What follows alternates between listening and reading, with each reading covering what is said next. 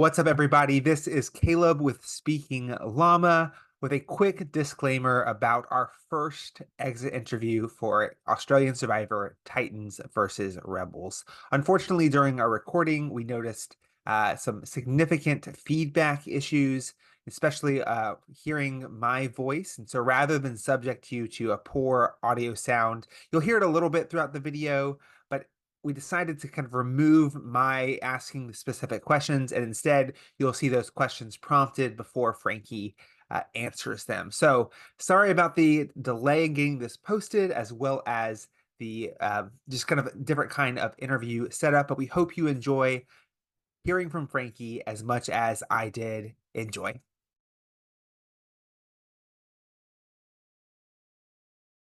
Hi.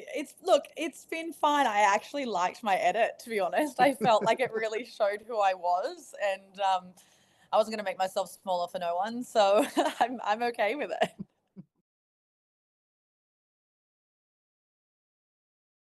So I would say going on, the thing that people don't realize is that you can prepare all you want, but the moment you get on there, you're not prepared for what the other people's strategies might be. And you're not prepared for the people that maybe have never seen the show or just like your personality or all of the above. So um, I went in there, my plan at first to go in there was just to socialize. Try not to be too big, do not be bossy. Allow people to make all the mistakes of building a really shitty shelter. Am I allowed to swear? Sorry, I'm just I can't It's remember. all good. It's all good. Yeah, but and I actually did that because believe me, if I didn't, we would have slept in the Taj Mahal that night. Like we didn't. We slept. I promise you on the floor. But so my strategy was that, and then I just had these funny, really charming boys gravitate towards me because we were all having jokes in what is actually a really hard time.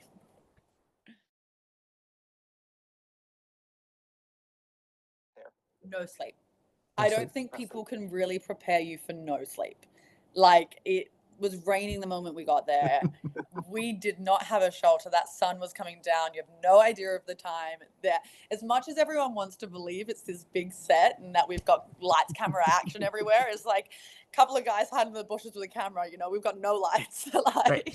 So it is very much very real. And so the no sleep happens. Yeah. No, I would just say that we were all chatting away. Like there was a Yeah. lot of chit chat in the night when you were trying to sleep. But at the same time, this is where you have to learn to just be quiet and let them chat. Because I remember I must have dozed off for maybe 10 minutes, and then I heard laughing on the beach, and there was this big part of me that was like, oh, they're bonding. If they're bonding, I have to get up. And so I got myself out and pulled my buff down and took myself to stand on the beach and cut some coconuts. Like that's what you have to do.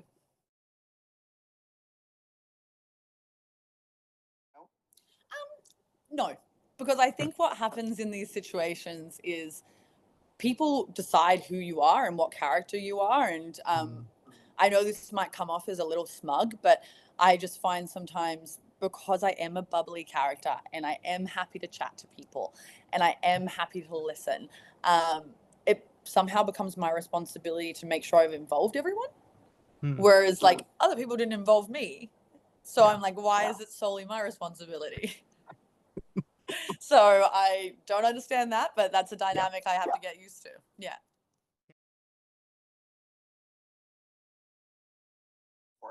All right, I can actually tell you one of these Yeah. because when it came out that I was on it, Yeah. and I had a few people that would just be like, "I bet you're going on a show because you're away for 3 months and you've never left your business for that long, right?" So like people are like, "You're going on a show. It's not Love Island. You're in a relationship," and they started like doing things like that.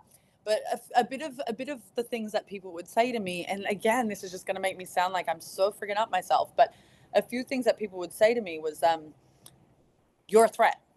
Mm. And they would say, "You're a threat. You're a strong female. You have a presence about you." Women tend to be quite threatened by that, which tick, tick, tick, all the women knocked me out. But like, I would say that's a hard one to think about yourself. Not Yeah. because it actually makes me feel bad. It's just like, no, surely I'm not, because I'm just me. I go to work every day, get my coffee, do so. Like I just was like, no, no, no. But there's a really, really famous saying that I adore, where someone actually said, I can't remember who it was, but they're like, am I intimidating or are you intimidated? Because they're very different things. And Yeah. so I think I just wish I listened to people more, because they did warn me. But oh, actually, no. Okay. Interestingly, I thought there would have been someone I wanted to be, but um, it kind of just goes out the window, because, like I Yeah. said, especially I think this is why second time players just do so well, because they realize that, like, to drop that hype when you first go in there, right, and drop the adrenaline. But like my plan was to go in and make everyone feel like they were being social with me and be kind and listen. And I know it shows a lot of like just me and Nathan together. That's because we were having a good laugh and we were cutting down trees, but I really did chat to everyone.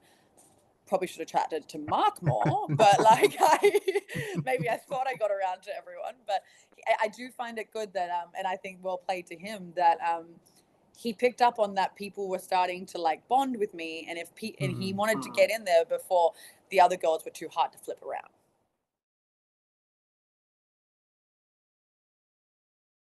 Loved Winner, loved Jaden. Yeah. Actually loved Kitty and Caroline, so that one hurts just a little bit. And I liked the V girls. They were such lovely girls. And honestly, you're in for some stories with Valeria. She's got some hilarious stories, because like this is why I called her the Russian killer, because she had told us a story about wrestling a wolf the night before. So like that's why when I was like the Russian killer, that's because that was legit. Um, Yeah. but I would just say like, yeah, I honestly did try to chat to everyone. I probably all the girls were folding leaves and weaving baskets, and shelters weren't being built. So I took myself out there and cut down the trees, and I was the one that cut down all the trees, just in case you were wondering.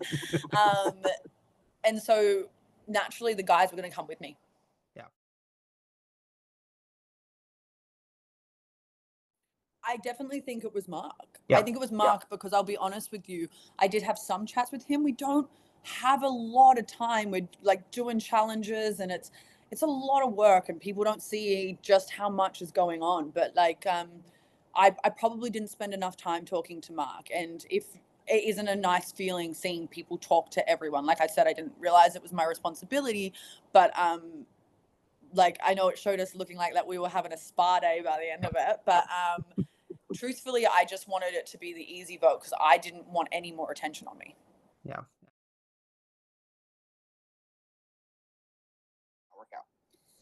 Okay, so this is going to come across a bit harsh, but I genuinely don't think it worked out, because just as much as I was told to make myself smaller going into this game, I was told over and over again, you just got to shrink yourself, which fuck, I'm so sick of hearing, but you have to shrink yourself down, right? I'm sure all the introverts were told to be bigger, be more than just their brains, and were told to like show that they can do things in challenges. So they always tried to take over these challenges. And like you can see it fall apart when the moment they decide to just change the strategy on it. We actually had so much wood there. We were ready to go. As you would have seen, I was like, why the hell are y'all just like, why are you lighting this fire? Like, why are you lighting this fire now? But do you know what? It is what it is. People were trying to get in charge, and this is why there is way too many cooks in that kitchen. Yeah.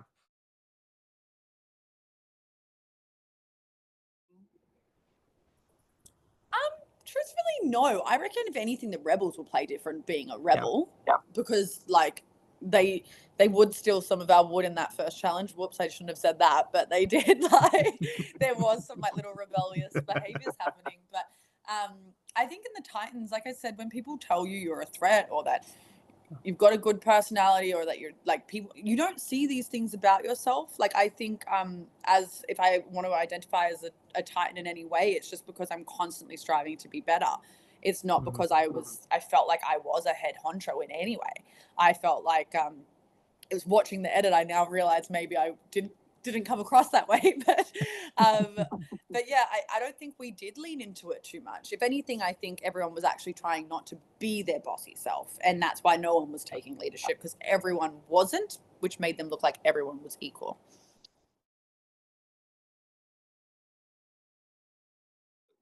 I felt like I would get a lot of votes going in. I wasn't sure if I was going home. Mm, So I did have this feeling, because all of a sudden, like, some people weren't some people will play their cards because their attitude towards you changes. And all of a sudden, the girls that were being cheery with me were no longer being cheery with me. And all of a sudden, mm, because at the end of the day, it is a TV show, they were no longer sitting with me. yeah. And that's actually sometimes a big giveaway, because I went, boom, why are they on the other side? I actually do turn to Nathan and say, I think there's some votes coming my way. And you guys don't see, that's a part that you guys don't see, but I felt it. And it's the same reason as to why the votes started ticking. I looked straight to them, because I did think for a second it might be, but I was worried with, like, me being strong, me being social. If I pulled any big strategy cards out of my bag on the first tribal and I was wrong, I would definitely be next vote. Yeah. So it was one of those things where I was like, if I start causing a fuss now for no reason, then God, I'm just going to put a target on my back. Yeah.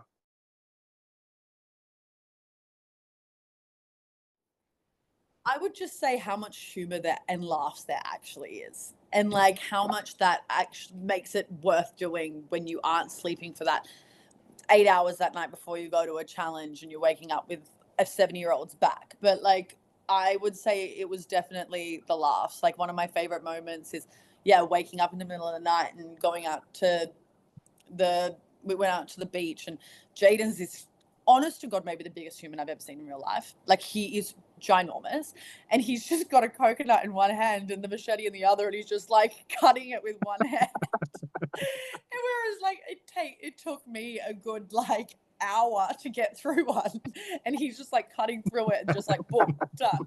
And like, just those little moments, honestly, like the laughs. There'll be Yeah. a lot more laughs to come, but the laughs. Okay. Well,